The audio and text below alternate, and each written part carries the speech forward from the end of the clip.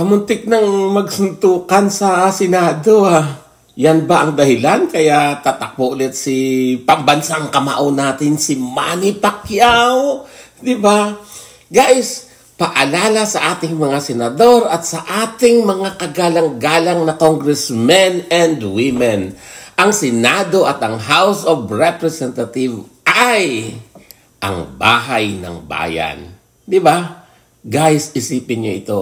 Hindi yan boxing ring. Ang politika ay likas na may tagisan ng pananaw. Normal lang ang may pagkakasalungat ng mga opinyon, mga kuro-kuro at ng mga isinusulong na mga agenda. Ang diwa ng demokrasya ay ang magtalino, maaayos at mahinahon na pagtutunggali o pagdidebate sa mga issues at sa mga minumungkahi. Di ba? Okay.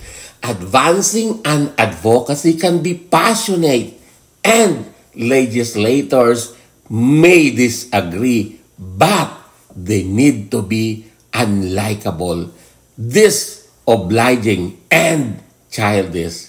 Di ba? Guys, qualification and character. Dapat ang boboto nyo sa Senado ay yung hindi lang may qualification. Dapat may character din. Di ba?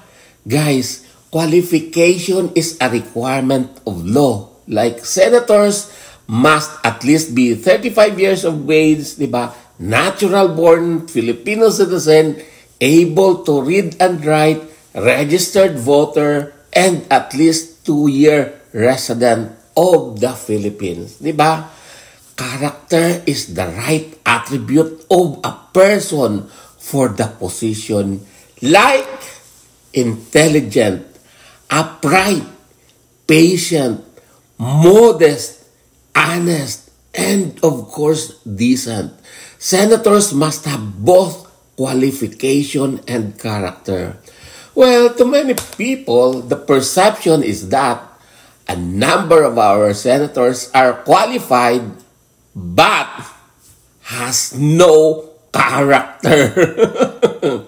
Hindi maaasahan sa mga maayos na tagisan ng talino at mahusay na pagpapaliwanag ng mga issues at sagot dito. Di ba? Di nyo ba napapansin yun? Yung iba parang they just don't know what to say and do. Ano yun? Wala lang. Guys, malapit na naman ang filing of candidacy. Next year, ilang buwan lang eleksyon na naman. Please lang, maging matalino tayo. Diba?